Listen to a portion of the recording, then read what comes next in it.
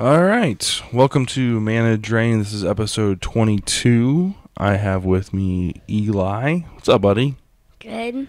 What's up? How are you? Great. Great. So you went from good to great in that instant, huh?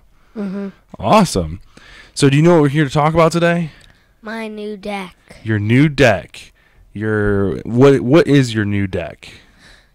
Another dinosaur deck? A new dinosaur deck. So you played dinosaurs at the pre-release, and you had fun doing it. You had so much fun that you wanted to build a dinosaur deck, huh? Mm-hmm.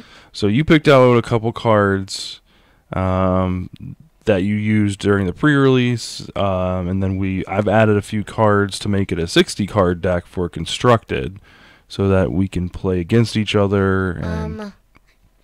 And Dad? yes. Is my 9/9 in there? Your 9/9 is not in here yet. I wanted to start with a small curve, so that's a small number of converted mana cost creatures, to see if we could get to 9. This one is 2 green and 2.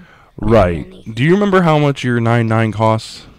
No. 8 mana. That's a lot of mana. So if we can get it in there, we will. But I have yet to play a game with your deck that lets me get to 9 mana. So we'll see. We'll try to work it in there. Maybe we can cheat it and play early. Okay.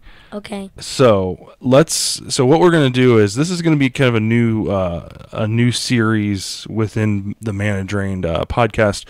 What we're gonna do is, over the next couple weeks or next month or so, we're gonna evolve this deck, right? So we've started out with the base level, with some good green and red creatures, some good spells, and things like that. And we're gonna kind of break those down and talk about each of them and what they do and things like that. And then over the next couple of weeks, what we're going to do is we're going to alter it. So if you want to get your 9/9 in there, we can work him in there and work some other creatures out that aren't doing so well. There's a couple spells that can help the deck out. So when we come back each week, we're going to take a look and see where the deck goes from there, okay? Okay. Make sure you're talking to your mic so they can hear you. Okay. Sounds good. All right, so let's jump right into our deck here.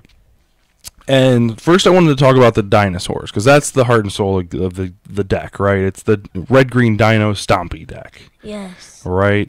So the first 3 creatures that we have are these 3 right here. You have Raptor Hatchling, which, do you remember what Raptor Hatchling does? When he gets attacked, he comes a 3/3. Right. When it's dealt damage, you get to create a 3/3. So now it's a 1/1. And there's a couple ways to have him boost up his defense so he can actually take damage and still stay alive and keep pumping out 3/3s. But for the most part, this is just an early blocker. It's a card that's going to allow us to get a larger creature. Now, the 3/3 actually is a dinosaur that has trample. So that's actually pretty good. That means it can't be chump blocked. So like somebody can't block with their 1/1. That 2 extra damage will roll through. Now, the next card is this guy, this I can't even pronounce it. Raging Raptors. This is a 2/3 for 3 mana. And when he's dealt damage, do you remember what he does? You search for a land. Very good. You put the land into the battlefield tap. So it's kind of like he's going to replace himself with a land, so he's going to ramp you a little bit.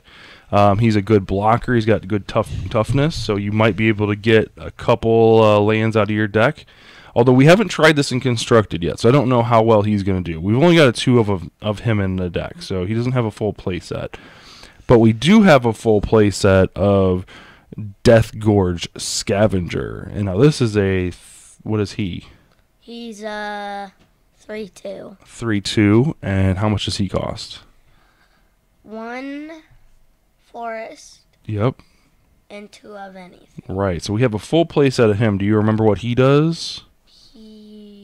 I forgot. Okay, that's all right. So when he enters the battlefield, so when you play him, or when he attacks, you get to exile a card from your graveyard or from someone else's graveyard, and he gets a +1/+1 until end of turn, or you gain 2 life. So he's kind of like Scavenging Ooze. But he's a dinosaur. So, the 3 power is really good. We'll talk about a way that we can give him haste where the turn he comes down. That way he can attack immediately and get that extra bonus +1/+1 in there. So these are kind of like our entry-level creatures to kind of start the game off. Now, with this deck, we weren't looking to spend a lot of money. This is kind of a budget deck. Right now, there's a bunch of dinosaurs that are super expensive, and we'll talk about those in a little bit. But our top end of this deck, we've got 6 cards at the top end of our deck.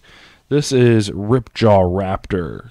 Why don't you tell everybody how big he is? He is a 4/5. Yep, and how much does he cost? 2 forest and 2 of anything. Right. So, do you remember what he does when he takes damage? When he takes damage, you get to draw a card. Right? So that's pretty good. So 4/5, he blocks really good. He attacks. His attack is pretty strong. The last dinosaur that we have is Raging Swordtooth. Excuse me, Raging Swordtooth. Now he's 3 of anything, a red and a green mana, and he is a what? 5/5. Now he's a 5/5 and he has trample already, so that's good. So he's a good top ender. But the cool thing is, since he's at the top of our mana curve, meaning he's the highest casting cost that we have, when he enters the battlefield, he deals 1 damage to each other creature. So he's gonna wipe any 1/1 vampires that the other player has, or any Thopter tokens that they have. Or pirates. Or pirates, exactly. He's gonna ping the pirates. The Merfolk, yep. The other thing that he does, since he's at the top of our mana curve, is he's going to ping each one of our guys as well. But the nice thing is we're prepared for that. So if we have Ripjaw Raptor out, we're going to draw a card. And if we have ranging raptors out, we're going to go get a land and put into play. And if we've got our Raptor Hatchling out, we're going to get a 3/3. So it's going to kind of trickle down, and which is great for us. Not to mention it's a 5/5 for 5 with trample. So it's a good top end. So we'll talk about some other cards here in a minute that could possibly go into this deck. So of those 5 creatures, which one's your favorite? My favorite is really the raging not the raging The Raptor Hatchling? Yeah. Yeah, you like him because he's a little guy and he gets big? Mm-hmm. Yeah. Because I really like the picture. You really like the picture? Mm-hmm. Okay, so I think we should keep, since that's one of your favorite cards in here, maybe we should keep a playset in there. I like it too. He's pretty cool. Plus, you can do some shenanigans. If you can boost up his toughness, you can kind of get a couple 3/3s out of him. So, all right, so let's talk about our next set of cards. Now, these are going to be like our mana ramp, which means we're going to be able to get these creatures out a turn or 2 earlier. So, like Deathgorger Scavenger, it costs 3. If we play our cards right, we might be able to get him out a turn earlier. Or like Ripjaw Raptor, we might be able to get him out a turn earlier. Stuff like that. So the first card is Opex Huntmaster. This is a 1/2 for 1 red and 1 generic, 1 of anything.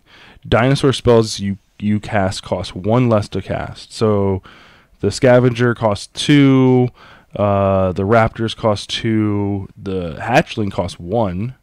All of these cost 1 less. Now this guy, you remember what he does when he taps? He gives one of your dinosaurs haste. So that means they can attack immediately, and that's very good.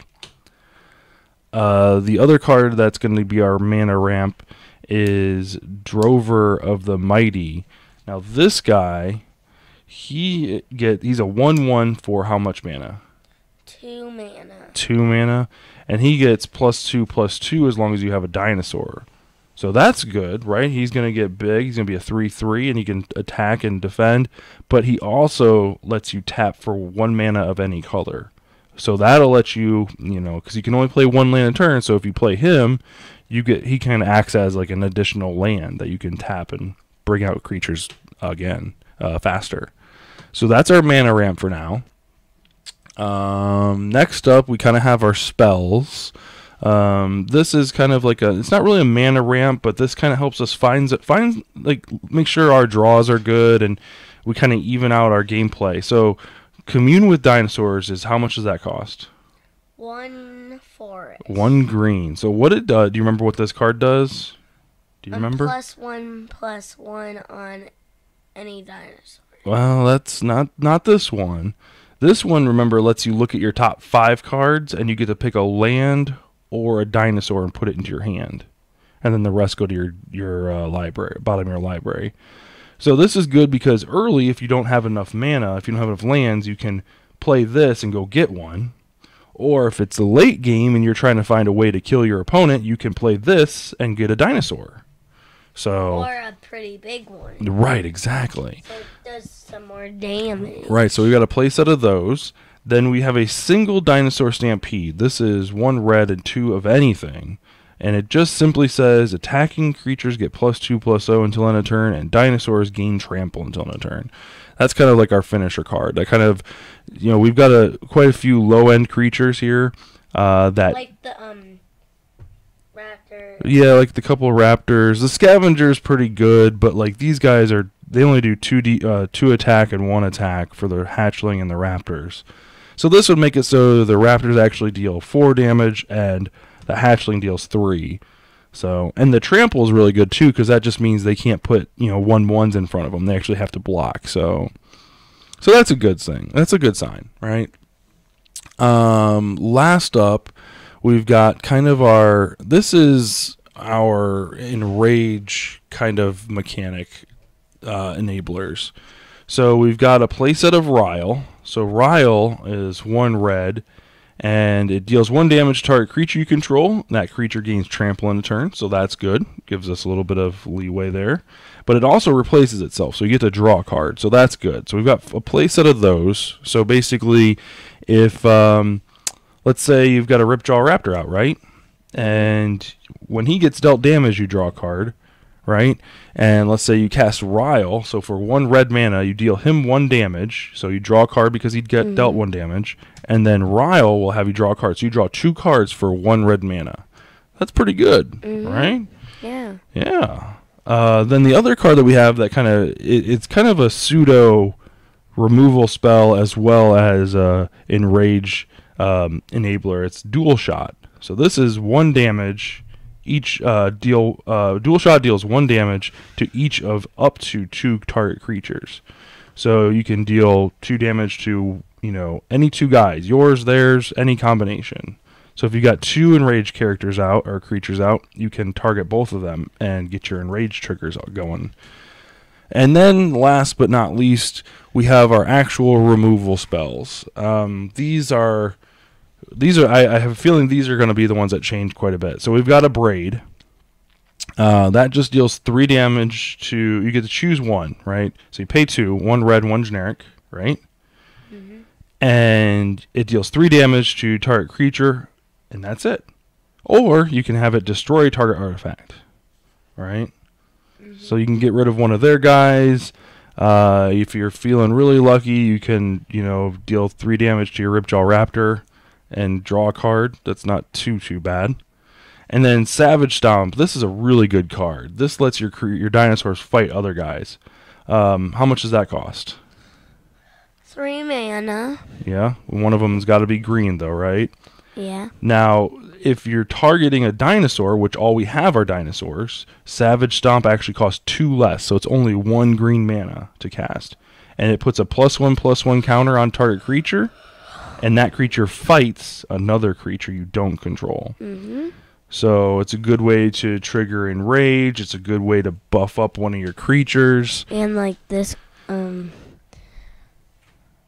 Raptor Hatchling. yeah. It makes his toughness better, so he can actually take a little bit more damage each time. So you might be able to get multiple 3/3s. Is that what you're talking about? Yeah, that's pretty good. So that's our deck. We've got a little bit of land going on here, land shenanigans. We've got nothing but, let's see here. We've got 4 Rootbound Crag, and we've got 9 forest and 8 mountains. So a pretty small land package. that's one thing I think we might change around a little bit. Here. That's one thing I think we might change around a little bit, just because we have so much ramp in our deck, and it's kind of hard to gauge how much we're going to have out, as well as like how many creatures or the reduction cost that we're going to have. So I think that might change a little bit, is what land we have. Now the other thing, before we go, I wanted to talk about real quick is some of the cards that aren't in this deck. Right, so obviously you've got Carnage Tyrant. That's probably one of the big ones that everyone's like, oh, why isn't Carnage Tyrant in there? Carnage Tyrant right now is a $30 card for one copy. That's a lot of money. Yeah. $30 for one piece of cardboard. So he's not in there right now. I don't expect him to come down in price, but I think we'll be pretty good. We've got a couple other options instead of him to work with. I would like to get 2 more of the Ripjaw Raptors in there, because of drawing a card's really good. Is there any creature? I know you said you want to get your 9/9 in there. Is there any other guys that you want to get in there? That 5/5 guy. The 5/5 guy with trample? Yep. Okay. And the 6/6. Okay, I think the 6/6 had trample too. The Dreadmaw, the guy that was chasing the boat. Yeah. Yeah. Okay. Okay, and then let's see here. So the last bit that I wanted to talk about is white. Now, white has some interesting cards to play. That was the dog thing I was talking about. Oh, this guy right here? Yeah. Yeah, so the white has some interesting cards. It's got Kajali's Collar, which reduces your dinosaurs by 1 more. Now, he's a 1-drop, so if you can get him out on turn 1, you could really start aggroing out your dinosaurs, getting them out really fast. And then you've got the Hammer Skull, which is good. When he attacks, you tap down one of your opponent's creatures, which is good. The other thing that's really good about white is you get some really cool removal spells. So Ixalan's Binding gets rid of planeswalkers and creatures and things like that, and they can't cast those spells again until Ixalan's Binding's gone. So I don't know. White. We might try putting white into the deck a little bit. So we might try putting the white into the deck. What do you think? Do you want to try and get white in there, or you want to keep it green red? I want to get some white. You want to put white? You want to try and get white in there? Yep. Okay. So I have a 3 kind of land deck. Oh, okay. So you have a 3-color land deck. Mm-hmm. Okay. That's not it's got the problem is, what cards would you take out though? Because obviously I think we have 63 cards, so we're already over the 60 card minimum. But what cards do you think you would take out to put the white in there? I would get a smaller number of these guys. Smaller number of the 5-drop. Okay, that's probably like 2. Take out 2 of them. Have 2 left. Okay. Yeah, that's not a bad idea. But you have... Oh, I thought I had 5, but I have 4. Make sure you're talking to the mic so they can hear you. Okay. So I have 2 more. Okay. Well, that's not a bad idea, because he's on our top end, so we really don't need too many of those. You don't want to get stuck with those at the beginning of the game. And I would get out a couple of these guys, because there's like a couple of the Death Gorgers. I would have 3. 3 of those instead of 4. Yeah. Okay. So. Okay. These are the pile of takeout. Okay, so you're already okay. All right. So you saved us 4 cards. All right, so that'll put in 4 of those. Blocker guys. The 0/3 Suncaller. The Kajali's Suncaller or whatever it is. Yeah. Sounds good. Okay, well, you know what we're gonna do? This week we're gonna play some games with this deck, see how it does as it is, like this, and then maybe we'll make some changes. Towards the end of the week, Thursday, Friday, and maybe this weekend we'll make some changes, and then next Monday we'll talk about the changes that we made. How about that? Yeah. All right. All right, guys. Well, I really do appreciate you watching. This was kind of like our Dino Deck Tech evolution is probably what we should call it, because it's going to evolve over time. So Yeah, like Pokemon Go. yeah, like Pokemon. All right, dude. Well, you have a good night, and you want to say goodbye? Goodbye. All right. We'll see you guys later. Thanks for watching.